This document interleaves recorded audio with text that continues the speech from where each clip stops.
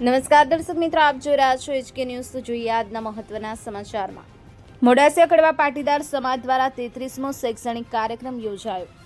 હિંમતનગર તાલુકાના વમોજ ગામ ખાતે મોડાસિયા કડવા પાટીદાર સમાજ દ્વારા 33મો શૈક્ષણિક કાર્યક્રમ ભવ્ય રીતે યોજાયો હતો।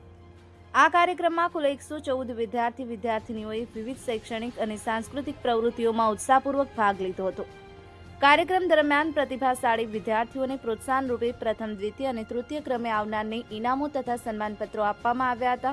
સમાજના 46 ગામોના વિદ્યાર્થીઓ વચ્ચે યોજાયેલા સ્પર્ધામાં હિંમતનગર તાલુકાના 3 ગામો શ્રેષ્ઠ તરીકે ઉભર્યા હતા, જેમાં પ્રથમ સ્થાન હડિયોલ ગામે, દ્વિતીય સ્થાન હિંમતપુર ગામે અને તૃતીય સ્થાન રામપુર ગામે મેળવ્યું હતું।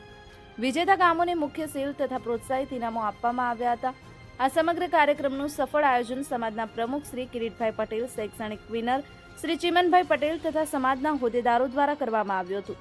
કાર્યક્રમ દરમિયાન સમાજના આગેવાનો, શિક્ષકો અને ગ્રામજનો મોટી સંખ્યામાં ઉપસ્થિત રહ્યા હતા।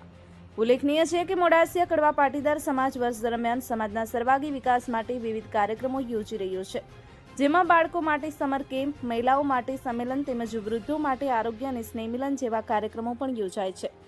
આ રીતે સમાજ દ્વારા સતત આયોજિત થતા આવા કાર્યક્રમો યુવા પેઢીને શિક્ષણ સાથે સાંસ્કૃતિક મૂલ્યો પ્રત્યે પ્રેરણા આપે છે। Bharatbhai Patel, HK news, Himmatnagar.